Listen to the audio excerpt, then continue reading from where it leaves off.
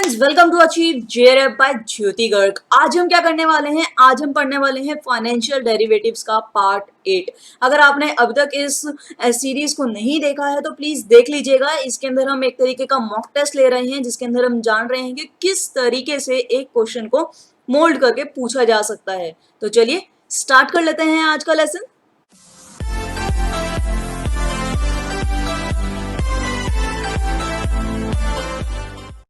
Friends, जैसा कि मैंने आपको बताया कि आज हम पढ़ने वाले हैं फाइनेंशियल डेरिवेटिव्स का पार्ट 8। तो आज हम क्या करेंगे, बहुत सारे क्वेश्चन आंसर्स करेंगे। सेम 10 क्वेश्चंस रहेंगे, ठीक है। और इसकी एक्सप्लेनेशंस भी हम नहीं देखेंगे। अगर आपको पर्टिकुलर एक्सप्लेनेशन चाहिए तो आप मुझे नीचे कमेंट सेक्शन में बोल सकते हैं, ठीक है। तो चलिए स्टार्ट कर लेते हैं आज का लेसन। और इसमें करीबन 150 क्वेश्चंस आपको करवाए जाएंगे।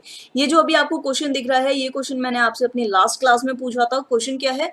An option allowing the holder to buy an asset in the future is a, एक जो ऑप्शन अलाउइंग होती है होल्डर के पास कि वो बाय कर सकता है किसी भी एसेट को फ्यूचर में, उसे हम क्या बुलाते हैं, ठीक है। ऑप्शंस क्या हैं? ऑप्शंस है हमारे put option, call option, swap, premium, forward contract. और मुझे उम्मीद है कि आपने इसका आंसर जो है मुझे नीचे कमेंट सेक्शन में दे दिया होगा, तो इसलिए हम फटाफट से इसका आंसर देख लेते हैं। आंसर क्या है? आंसर है हमारा कॉल ऑप्शन। चलिए इसी के साथ बढ़ते हैं नेक्स्ट क्वेश्चन की तरफ। नेक्स्ट क्वेश्चन क्या है हमारा? Next question is an option that gives the owner the right to sell a financial instrument at the exercise price within a specified period is a, वो क्या कह रहा है कि जो हमारा ऑप्शन होता है ओनर के पास राइट टू सेल का, ठीक है, फाइनेंशियल इंस्ट्रूमेंट को लेकर, वो जब उसकी एक्सरसाइज प्राइस के अंदर जो है एक स्पेसिफाइड पीरियड के अंदर उसको देना चाहता है, तो उसे हम क्या बुलाते हैं? हमारे ऑप्शंस क्या हैं? हमारे ऑप्शंस हैं same, call option, put option, American option और यूरोपियन ऑप्शन। बहुत ध्यान से देखिएगा, इससे हो सकता है एक रिलेटेड क्वेश्चन आपका जरूर आए, ठीक है।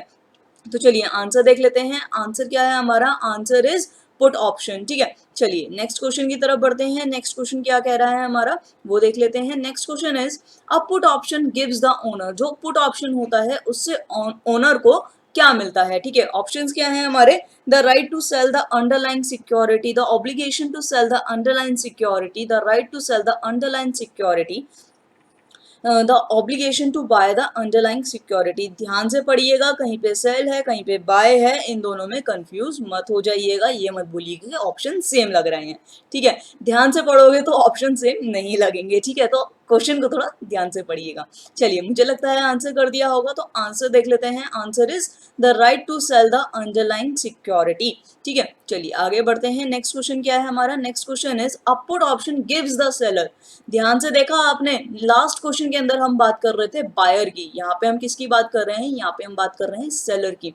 तो इस क्वेश्चन का फटाफट से आंसर मुझे दे दीजिए। ऑप्शंस क्या हैं? ऑप्शंस आपके सेम ही हैं जो हमारे लास्ट क्वेश्चन के अंदर थे, ठीक है। और मैं उम्मीद करती हूँ कि आपने इसका आंसर कर दिया होगा, तो हम इस क्वेश्चन का आंसर भी फटाफट से चेक कर लेते हैं। Answer is D, that is the obligation to buy the underline security, ठीक है। चलिए आगे बढ़ते हैं।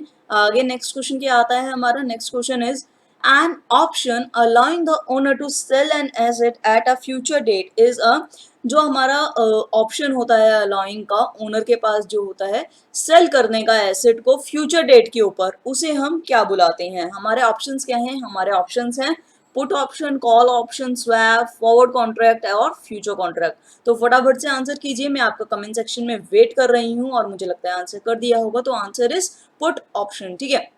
चलिए इसी के साथ बढ़ते हैं नेक्स्ट क्वेश्चन की तरफ। नेक्स्ट क्वेश्चन क्या है हमारा? If you buy a call option on treasury futures at 115 and at expiry the market price is 110। अब वो क्या कह रहा है? अगर हम कोई चीज बाय करते हैं, ठीक है, कॉल ऑप्शन पे हमने बाय किया है ट्रेजरी फ्यूचर को, कितने प्राइस पे हमने बाय किया है? 115 पे हमने उसको बाय किया है। और जब वो एक्सपायरी आएगी मार्केट प्राइस के अकॉर्डिंग, उसकी जब एक्सपिरेशन है, तब उसकी वैल्यू क्या हो जाएगी? तब उसकी वैल्यू हो जाएगी 105। तो इससे हमें क्या पता चलता है? The call will be exercise, the put will be exercise, the call will not be exercise या the put will not be exercise. तो फटाफट से मुझे आंसर बता दीजिए। ये चार ऑप्शन आपके सामने हैं और मुझे लगता है आपने आंसर कर दिया होगा, तो हम आंसर देख लेते हैं। आंसर क्या है? आंसर है हमारा C, that is the call will not be exercise. यहाँ पे हम किसकी बात कर रहे थे, कॉल ऑप्शन की बात कर रहे थे। पुट ऑप्शन की बात कर रहे होते तो हम पुट लिखते, ठीक है।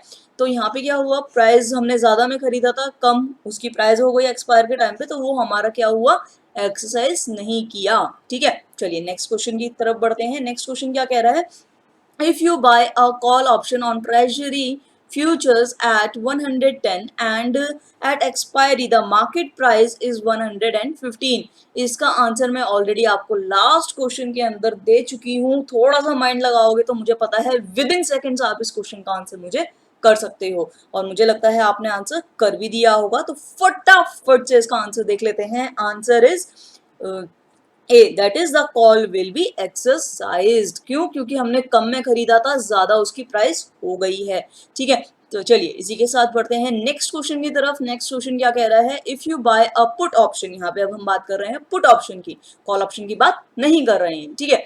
ऑन ट्रेजरी फ्यूचर्स एट 115, हमने 115 का खरीदा और उसकी एक्सपायरी डेट जब आई मार्केट प्राइस के अकॉर्डिंग तो वो कितने का हो गया, 110 का हो गया। तो इसमें से सेम ऑप्शंस हैं, इसमें से आपके अकॉर्डिंग राइट आंसर क्या हो सकता है, मुझे फटाफट से बता दीजिए, और मुझे लगता है आपने बता भी दिया होगा। तो चलिए हम आंसर ही देख लेते हैं। आंसर क्या है हमारा, answer is the put will B exercised. जब हम पुट की बात करते हैं तो एक्सपायरी के टाइम पे अगर डे जो अमाउंट है वो अगर कम हो जाता है तो उसे हम क्या कहते हैं, विल बी एक्सरसाइज। अगर यहाँ पे 10 होता और यहाँ पे 15 होता तब हम बोलते हैं विल नॉट बी एक्सरसाइज, ठीक है। चलिए नेक्स्ट क्वेश्चन की तरफ बढ़ते हैं। अरे मैंने तो आपको आंसर पहले ही बता दिया, अगर आपने सुना नहीं तो फटाफट से आंसर कर दीजिएगा। क्वेश्चन क्या है, क्वेश्चन सेम ही है। यहाँ पे हम पुट ऑप्शन की बात कर रहे हैं, ट्रेजरी फ्यूचर्स की बात कर रहे हैं। उसने 110 का खरीदा था, मार्केट प्राइस के अकॉर्डिंग जब हमारी एक्सपायरी आएगी तो वो 115 का हो जाएगा। तो आपको बताना है कि इसका राइट आंसर क्या होगा, ठीक है। तो मैं आपको फटाफट से, मेरे ख्याल से आपने बता भी दिया होगा, तो हम देख लेते हैं answer. Answer is the put will not be exercise. ये तो मैंने वैसे आपको लास्ट क्वेश्चन में बता ही दिया था, लेकिन चलिए कोई बात नहीं।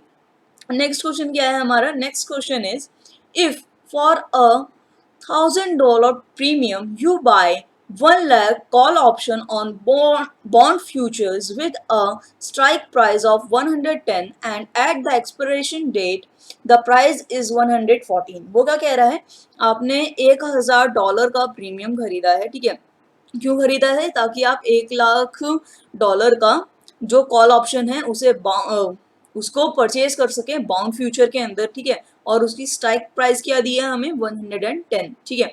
और जब एक्सपायर होगा वो, तब उस समय उसकी प्राइस कितनी होगी, 114। तो इसके अंदर आपको बताना है कि आपको लॉस हुआ है $4,000 का, प्रॉफिट हुआ है $4,000 का, या फिर प्रॉफिट हुआ है $3,000 का, या लॉस हुआ है $3,000 का, या लॉस हुआ है आपको $1,000 का, ठीक है।